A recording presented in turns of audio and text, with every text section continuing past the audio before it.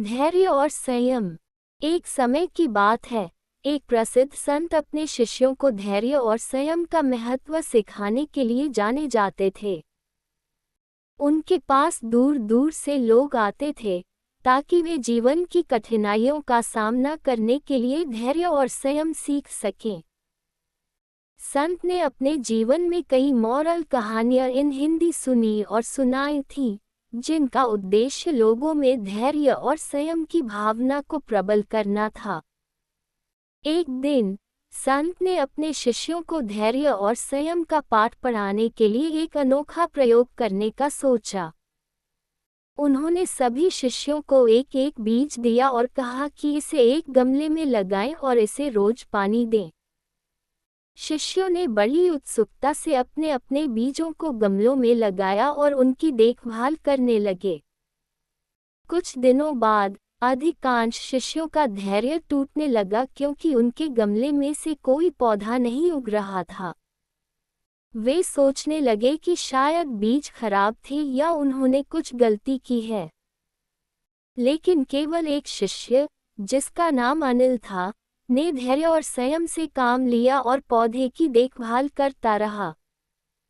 वह नियमित रूप से बीज को पानी देता और धूप में रखता, यह मानते हुए कि एक दिन उसका बीज अवश्य फलेगा।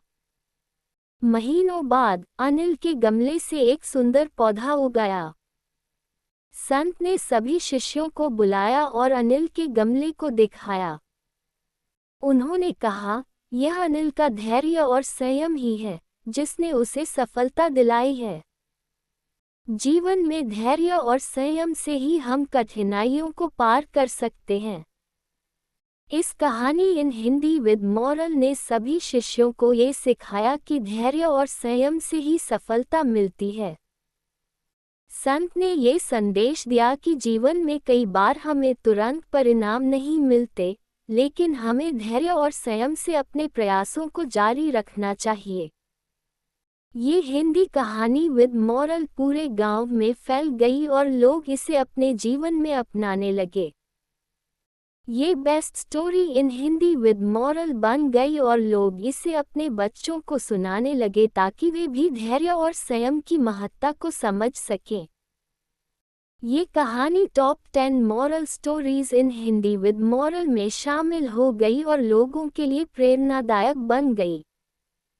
गांव के लोगों ने संत की शिक्षाओं को अपनाया और अपने जीवन में धैर्य और संयम का पालन करने लगे। इस प्रकार गांव में एक सकारात्मक बदलाव आया, जहां लोग धैर्य और संयम का महत्व समझने लगे। मोरल: धैर्य और संयम से ही सफलता प्राप्त होती है। जीवन में कठिनाइयों का सामना करने के लिए धैर्य और संयम का होना बहुत जरूरी है।